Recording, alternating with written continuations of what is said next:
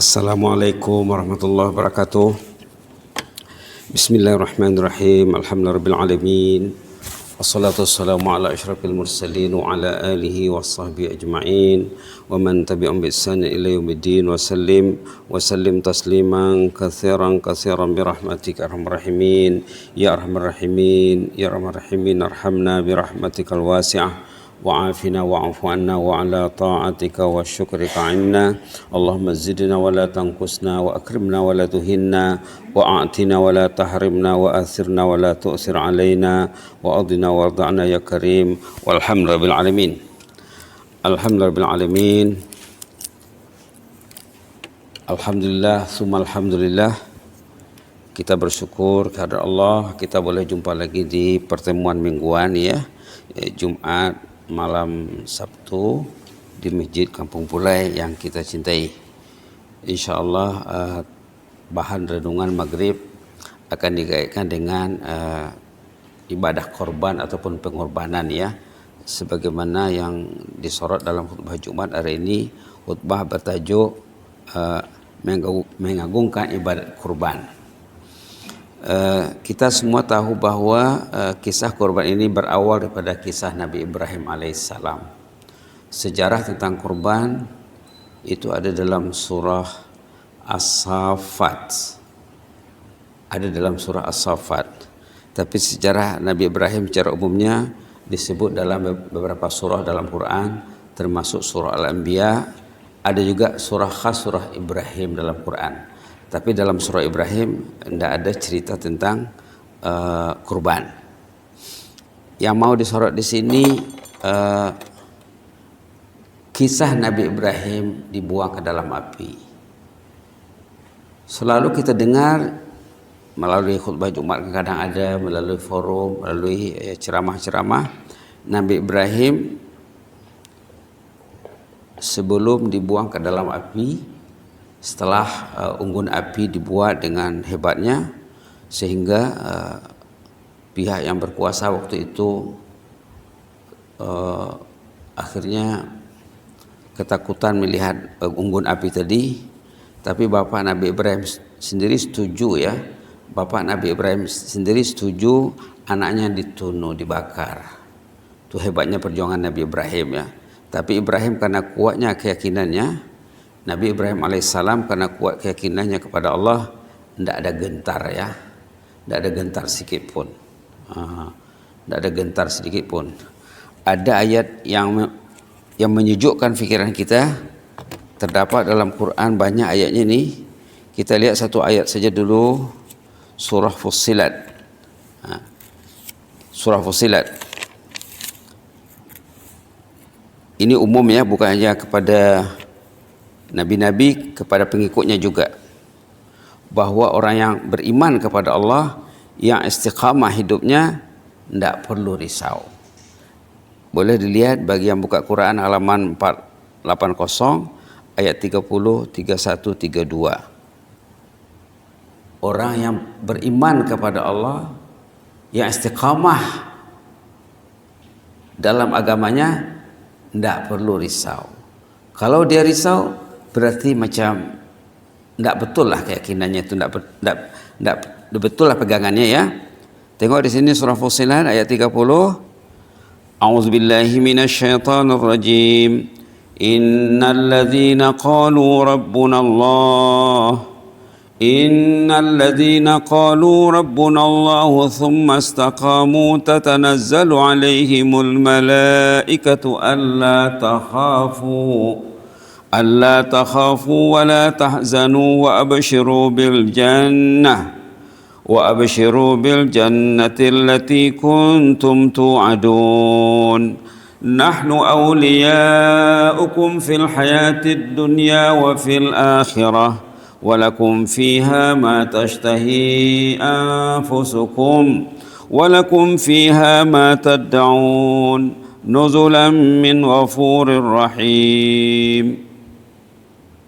Allahumma amanna bik farzuqnal istiqamah. Ulama dulu termasuk Al-Imam Hasan Basri, bila baca ayat ini Al-Imam Hasan Basri spontan berdoa, berdoa secara spontan merespon ayat ini, Allahumma amanna bik farzuqnal istiqamah. Apa maksud ayat ini? Maksud ayat ini orang yang beriman kepada Allah. Qalu rabbuna Allah. Dia yakin Allah itu sebagai Rabb. Dulu kita sudah pernah urai tentang Rabb ya. Rabb ini lebih 10 maknanya. Bila orang itu yakin Allah Rabb, salah satu di antara makna Arab itu Tuhan ya. Makna Rabb makna Tuhan, makna pentadbir, mudabbir, makna murabbi, pentarbiyah, makna muslih yang membaiki keadaan kita ini, makna qayyim yang mengurus alam, makna sahib, makna pemilik, lebih 10 maknanya. Bila orang itu yakin bahwa Allah itu Rabb yang kita sanjung dan puji dalam Al-Quran, dalam salat, dalam Al-Fatihah, Alhamdulillahi Rabbil Alamin. Orang yang meyakini Allah sebagai Rabb, thumma istaqamu, kemudian mereka istiqamah dengan keyakinannya, selaras keyakinannya dengan amalannya, selaras keyakinannya dengan perbuatannya, tatanazzalu alaihimul malaikah, mereka akan didatangi malaikat memberi suntikan motivasi, alla takhafu, jangan takut, wala tahzanu, jangan sedih, wa abshiru bil jannah, bergembiralah, jannah sudah milik tuan dan puan. Malaikat yang memberi berita gembira ini, allati kuntum tu'adun, yang dijanjikan selama ini, nahnu awliyaukum fil hayatid dunya wa fil akhirah. Kata malaikat, kami inilah aulia, penolong, pendamping, penyokong. Kamilah penyokong, pendamping tuan-tuan dan puan-puan fil hayatid dunya, sejak hidup di dunia sekarang ini, wa fil akhirah, dan di akhirat juga, termasuk juga di alam barzah dalam tafsirnya. Jadi bila orang tu mempunyai keyakinan yang kuat kepada Allah, kalau istiqamah dan dia istiqamah, tidak perlu risau. Begitulah Nabi Ibrahim. Kita lihat di sini ya. Setelah seteru Allah selesai mengumpankan Nabi Ibrahim ke dalam api, penguasa di waktu itu yaitu Namrud ya, mereka memang tak menyadari mengenai seruan arahan ilahi kepada Nabi Allah berkenaan dengan api yang sedang atau yang sudah disediakan untuk Nabi Ibrahim. Allah memberi arahan kepada api. Ini terdapat dalam surah Al-Anbiya ya. Terdapat keterangan dalam surah Al-Anbiya halaman 327 ayat 69. Terdapat dalam surah Al-Anbiya halaman 327 ayat berapa tadi? Ya narukuni bardan wa salaman ala Ibrahim, ayat 69. Allah mengarahkan kepada api yang Nabi Ibrahim akan dicampakkan ke dalam api. Ya narukuni barda wa salaman ala Ibrahim, yang kira-kira maksudnya, wahai api, jadilah engkau sejuk dan menyelamatkan. Jangan panas dan membakar. Mereka malah selama 1 minggu menunggu supaya bunga api dan bah api reda. Musuh Allah yang membuang Nabi Ibrahim ke dalam api menunggu seminggu. Tengok perkembangan macam mana. Seminggu ditunggu. Hal ini dengan maksud supaya mereka melihat Ibrahim. Mereka berhasrat mengeluarkan baginda dari dalam api. Mereka sungguh yakin bahwa Nabi Ibrahim tinggal nama, sudah jadi habuk. Keyakinan mereka, kalau api sudah padam, sudah berhenti, yang akan mereka lihat habuk, tulang yang sudah hancur. Seperti yang dikatakan ahli ilmu, saat mereka coba menghampiri unggun api, justru mereka dapati Nabi Ibrahim berdiri dengan utuh sedang bersolat. Itu tajuk kita, Ibrahim Al-Khalil alaihissalam bersolat dalam unggun api. Dia solat dalam api itu. Subhanallah. Tenang saja dia, solat dengan khusyuk. Kemudian yang menyusun tulisan ini menyeru kita, wahai saudara seiman, sungguh jika si hamba menyadari bahwa Nabi Ibrahim alaihissalam sewaktu menghadapi keadaan seperti ini. Unggun api memang disediakan khas untuk baginda.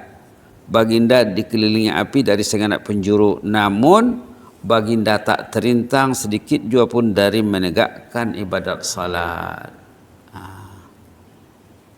Terus salat, subhanallah. Ini dikaitkan oleh penulis dengan realiti kita zaman sekarang ya. Sangat menyedihkan dicakap. Anda saksikan berapa ramai dalam kalangan saudara-saudara kita di sekitar kita sendiri, di kampung sendiri, di tempat sendiri, baik dari timur maupun di barat, katanya sama saja umat Islam ini semuanya mereka kononnya Muslim, penganut Islam, tetapi mereka tega mendengar panggilan azan, dan azan malah azan berikutnya dengar saja azan, tidak menyahut, tidak memenuhi. Nabi Ibrahim salat di dalam api. Kita disediakan rumah ibadat, balai ibadat, masjid, surau, sejuk di dalamnya, balkon.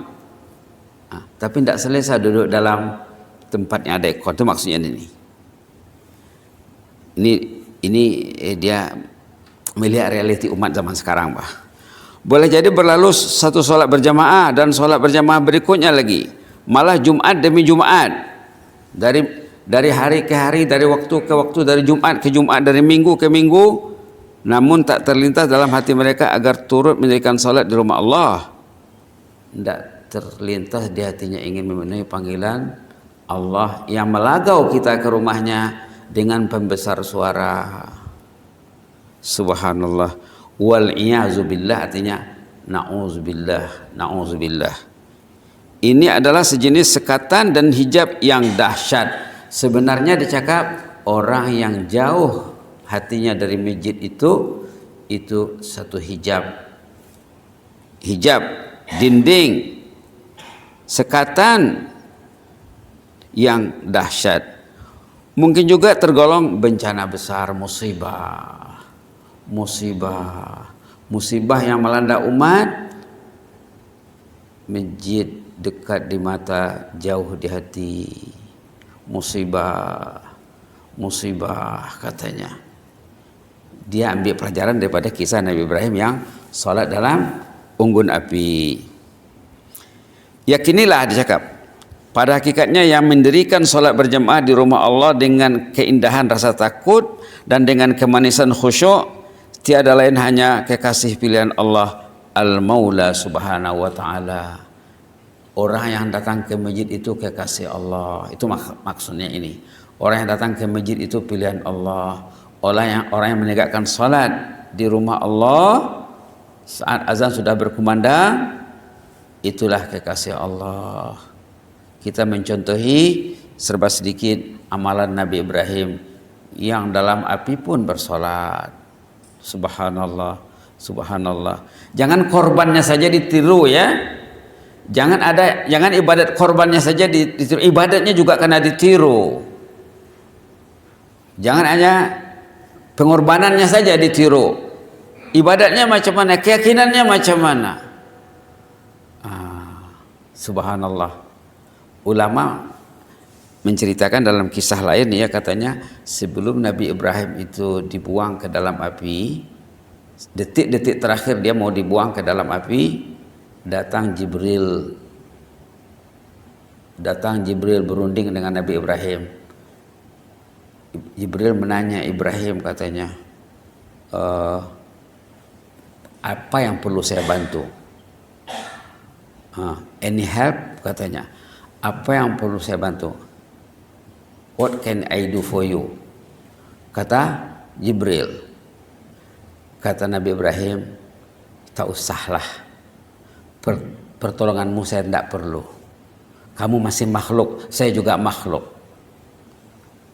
Lalu ditanya lagi, ada apa permintaan kepada Allah biar saya sampaikan? Tidak perlu. Allah tahu saya. Allah tahu kapasiti saya. Allah tahu saat-saat genting yang akan saya hadapi. Tidak perlu saya minta. Tengok keyakinannya. Tidak perlu saya minta. Kalau dia cakap, tolong tiup api itu, dia tiup, habis itu semua, satu negeri pun terpelanting tuh. Tolong hembus itu api, contohnya kan. Kalau dia hembus saja, habis semuanya. Satu negeri itu akan mungkin langis semuanya dengan penduduknya. Tapi dia tak minta. Lalu seperti yang selalu kita dengar, baginda berhasbalah. Baginda berhasbalah, hasbiyallahu wa ni'mal wakil. Hasbiyallahu wa ni'mal wakil. Ataupun hasbunallahu wa ni'mal wakil. Ataupun hasbalah yang ada dalam surah At-Taubah. Dalam Quran ada asbalah dalam surah At-Taubah ayat terakhir ya. Ada juga dalam surah Al-Imran. Kita boleh pilih. Kalau kita ingin dijaga Allah dengan bisai, ingin terselamat dari wabak, dari bencana, dari apa saja, ingin mendapatkan perlindungan Allah, boleh lihat hasbalah dalam akhir surah At-Taubah yang ada ayat laqad ja'akum tu ya. Ayat terakhir surah At-Taubah halaman 207. Hasbiyallahu la ilaha illahu alaihi tawakkaltu wa huwa rabbul arsyil azim. Hasbiyallahu la ilaha illahu alaihi tawakkaltu wa huwa rabbul arsyil azim. Hasbiyallahu la ilaha illahu alaihi tawakkaltu wa huwa rabbul arsyil azim. Ini dalam hadis memang kita disunatkan membaca ini pagi petang ya, termasuk zikir maksurat. Ada juga dalam surah Ali Imran,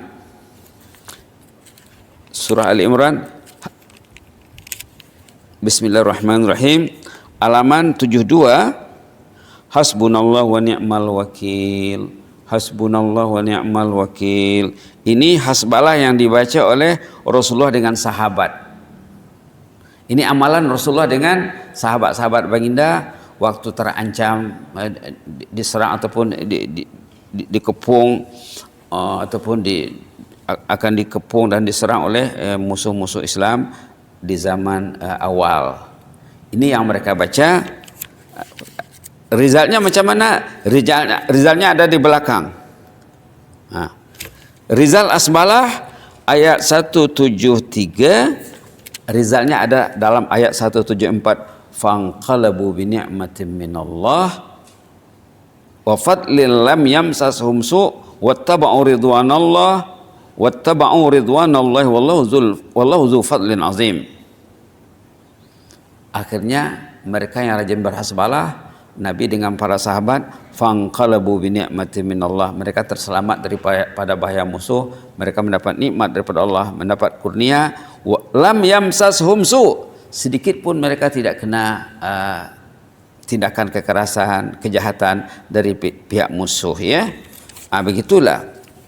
Jadi kita jangan hanya mencontohi korban Nabi Ibrahim saja, tengoklah perjuangannya, tengoklah keyakinannya, tengoklah komitmennya, istiqamah. Tadi dalam ayat tadi istiqamah ya.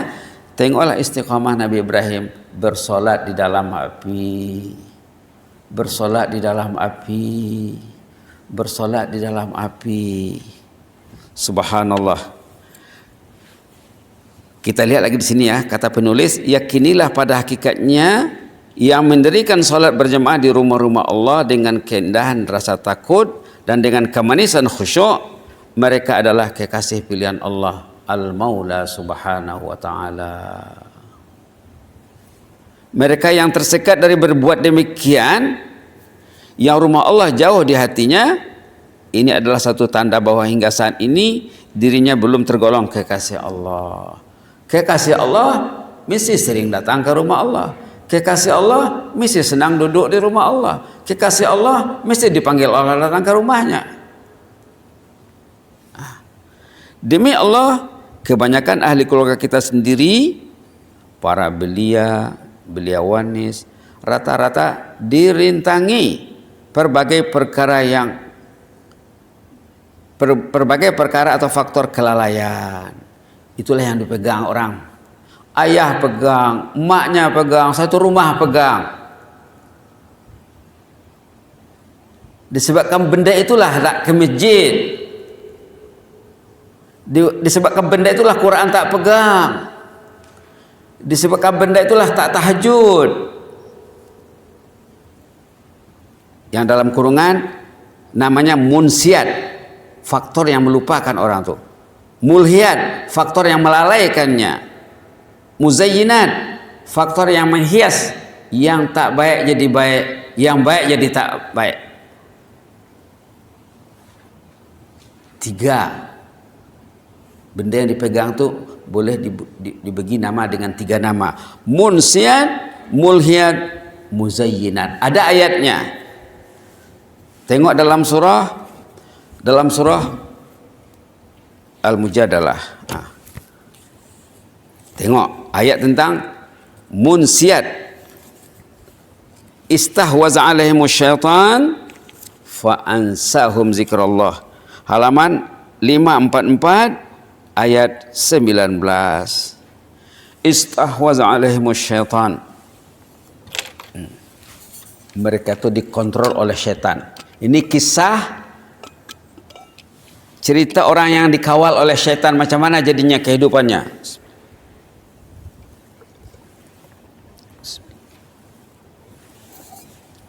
Istahwaza alaihimus syaitan fa ansahum zikrallah. Ulaika hizbus syaitan ala inna hizbas syaitani humul khasirun.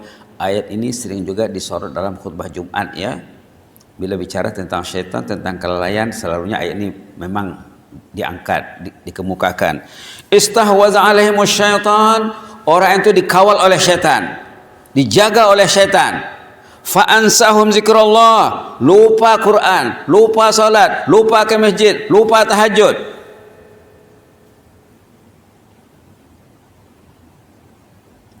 Disebabkan benda yang dipegang tadi.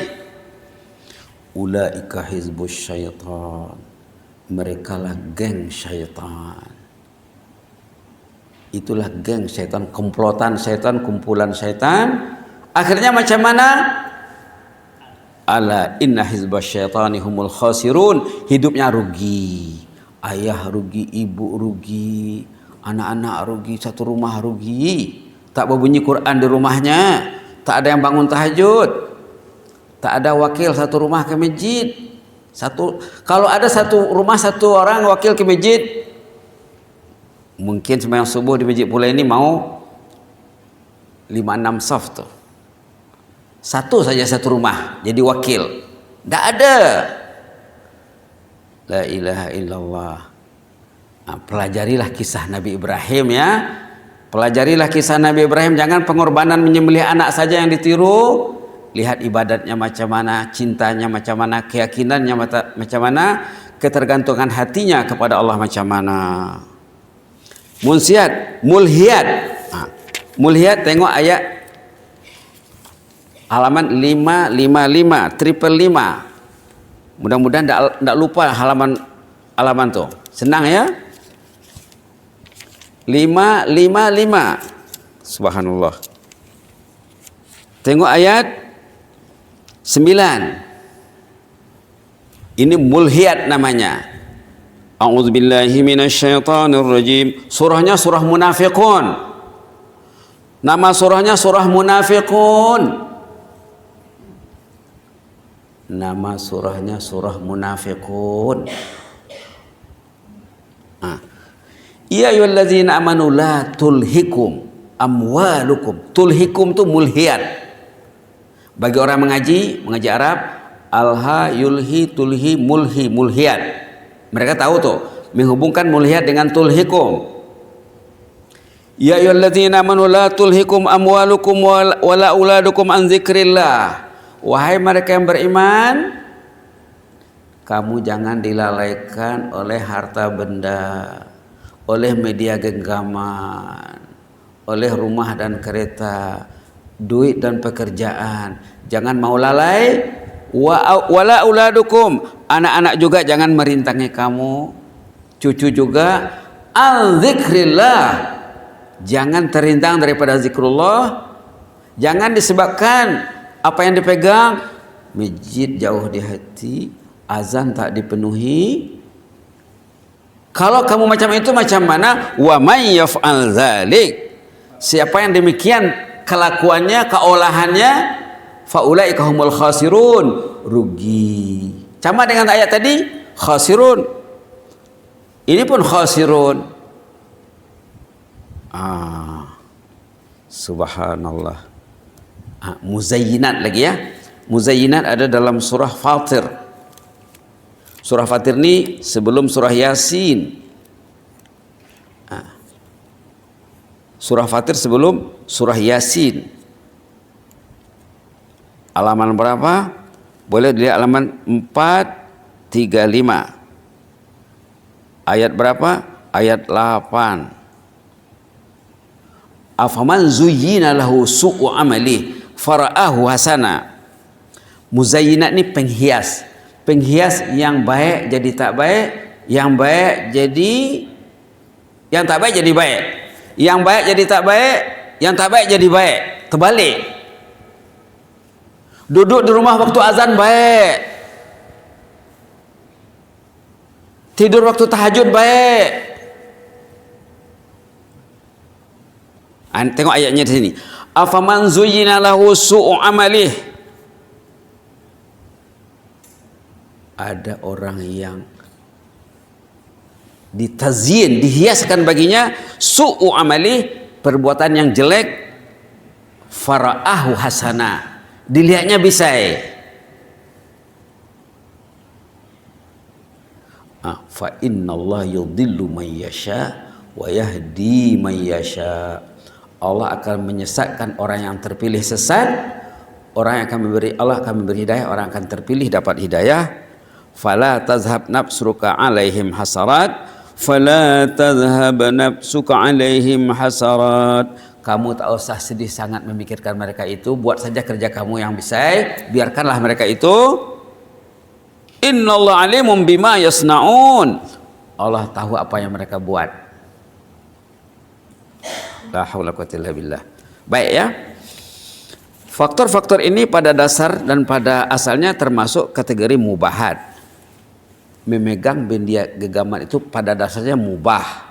Dulu dalam khutbah Jumat, mungkin 3 Jumat yang lepas, saat khutbah Jumat menyorot tentang medsos. Ada dalam 2 atau 3 Jumat yang lalu, tajuk khutbah Jumat tentang medsos, media sosial.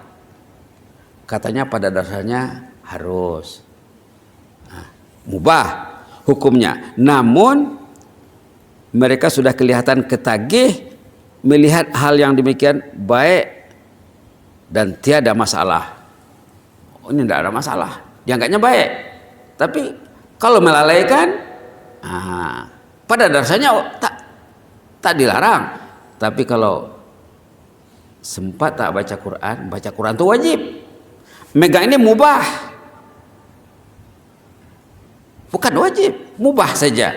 Pegang Quran wajib, membaca Quran wajib, mengaji wajib. Kalau dia tak faham, mendalaminya wajib.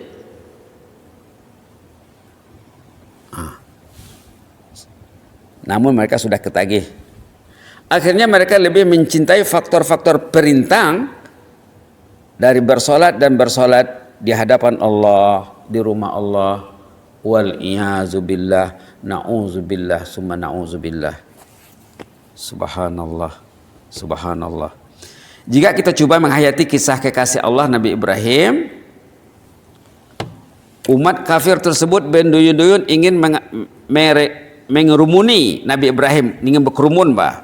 Setelah mereka menyediakan unggun api yang dahsyat, namun mereka sendiri menyaksikan keadaan dan kondisi individu yang ingin mereka siksa demi membela dan mentaati berhala sembahan mereka.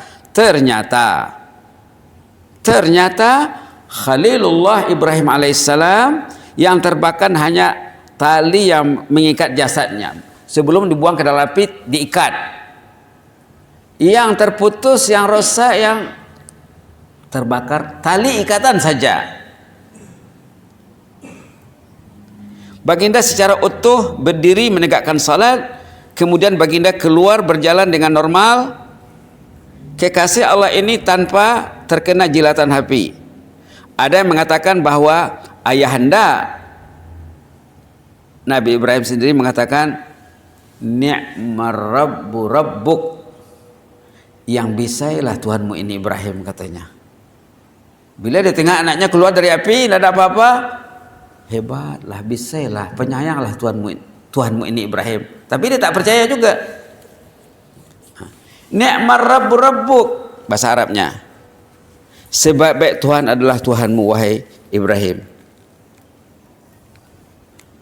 Subhanallah, subhanallah ya. Begitulah sepatutnya kita menghayati kisah Nabi Ibrahim, merealisasikan akhlak Nabi Ibrahim dalam kehidupan sehari kita, bukan hanya yang ditiru ibadat korbannya saja ya. Saudara, ketahui dan yakinilah bahwa Tuhan Nabi Ibrahim adalah Tuhan kamu juga, kata penulis ya.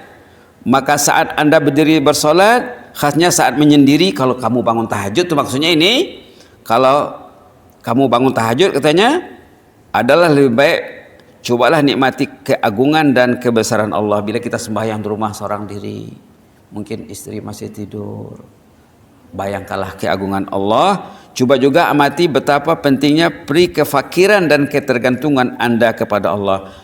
Kita sebenarnya fakir, bergantung, perlu kepada Allah. Demi Allah, Anda tidak akan keluar dari bilik munajat Anda kalau kita beramalkan apa yang dikatakan tadi. Pasti Anda sendiri telah mendapatkan hajat keperluan Anda, hajat bekal utama Anda menghadap Allah. Malah Anda tak akan berupaya keluar dari bilik hanya dengan izin Allah. Malah saat Anda bersolat di tempat solat juga, Anda tidak akan mampu bangkit hanya dengan keizinan Allah Subhanahu wa Ta'ala. Jika si hamba menyadari bahwa kemanapun dia pergi hanya dengan kehendak Allah, niscaya dirinya akan sentiasa bergantung kepada Allah, bergantung kepada Allah.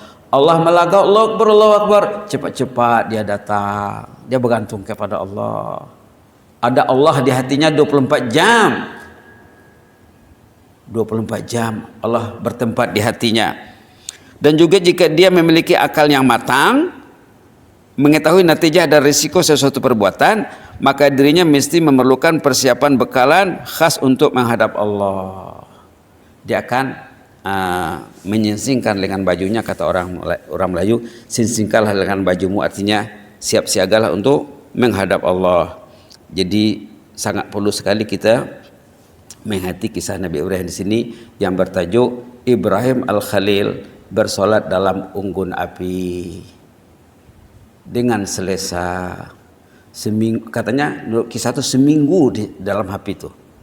Bila api sudah reda, mereka lihat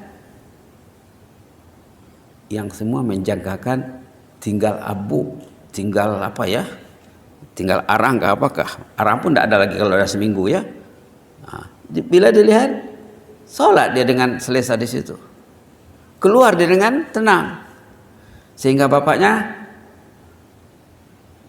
kagum ya. Ni'mar rabbu rabbuk, sebaik-baik Tuhan adalah Tuhanmu. Memang Allah tuh ni'mal maula wa ni'man nasir. Orang beriman harus itu makna wajib ya, wajib menikmati rasa dia dilindungi Allah. Allahu waliyul ladzina amanu, Allah tuh pelindung orang yang beriman. Ayat yang dibaca dalam pagi Jumat ya, dalam surah Sajadah, boleh diperhatikan di sana, malakum min dunihi min waliyyin wala nasir afala tatadhakkarun. Tidak ada bagi kamu pelindung, penjaga, pemberi syafaat selain Allah. Kenapa tak berfikir? Kenapa tak sedar? Kenapa tak insaf? Di awal surah Sajadah ayat 4. Allahul ladzi khalaqas samawati wal arda wa ma bainahuma fi sittati ayyamin thumma istawa 'alal 'arsy ma lakum min dunihi min waliyyin wala syafi' ma lakum min dunihi min waliyyin wala syafi' ma lakum min dunihi min waliyyin wala syafi' afala tatadzakkarun. Yang di highlight malakum min dunihi min waliyyin wala syafi'. Tidak ada lagi pelindung, tidak ada penjaga, tidak ada pemberi syafaat, hanyalah Allah sahaja. Maka berlindunglah kepada Allah. Afala tatadzakkarun. Kenapa tak ingat? Kenapa tak mau tahu? Kenapa tak sedar lagi? Ini bertanya ya. Patutnya kita jawablah dengan perbuatan. Sama juga dengan ayat dalam ayat kursi yang kita baca. Ayat kursi juga membawa mesej yang sama. Ayat kursi juga membawa mesej yang sama. Ayat 255 ya. Suratul Baqarah ayat 255. Man dzalladzi yashfa'u 'indahu illa biiznih. Sana. Man dzalladzi yashfa'u 'indahu illa biiznih. Tidak ada yang akan memberi syafaat pada seseorang tanpa seizin Allah. Allah yang memberi syafaat, Allah yang menentukan syafaat. Yang memberi syafaat itu termasuk Rasulullah SAW, termasuk orang saleh, termasuk ibadat yang dilakukan manusia, termasuk solat, termasuk puasa, ibadat siam dan lain-lain. Baik, kita baca hasbalah tadi ya, yang dalam surah At-Taubah. Hasbiyallahu, kita baca 3 kali. Hasbiyallahu la ilaha illahu alaihi tawakkaltu wa huwa rabbul arsyil azim. Kalau risau terhadap penyakit, risau terhadap wabak, risau terhadap COVID-19, bacalah ini banyak-banyak. Peraturan kesehatan ikut juga ya.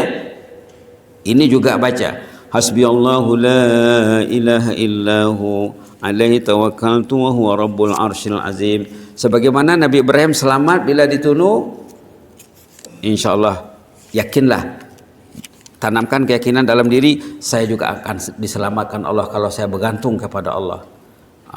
Hasbiyallahu la ilaha illahu alaihi tawakkaltu wa huwa rabbul arsyil azim. Hasbiyallahu la ilaha illahu alaihi tawakkaltu wa huwa rabbul arsyil azim. Hasbiyallahu la ilaha illahu alaihi tawakkaltu wa huwa rabbul arsyil azim. Kalau terlalu panjang, tadi ada pilihan kedua dalam surah apa tadi? Dalam surah Ali Imran. Hasbunallahu wa ni'mal wakil. Hasbunallahu wa ni'mal wakil. Ayat 173 halaman 72. Hasbunallahu wa ni'mal wakil. Hasbunallahu wa ni'mal wakil. Ada juga hasbi Allah. Apa bezanya? Hasbunallah ayat Quran. Bezalah. Hasbi Allah bukan ayat Quran. Kecuali yang tadi hasbiyallahu la ilaha illahu. Kalau hasbiyallahu wa ni'mal wakil tidak ada dalam Quran. Ambillah zikir yang ada dalam Quran.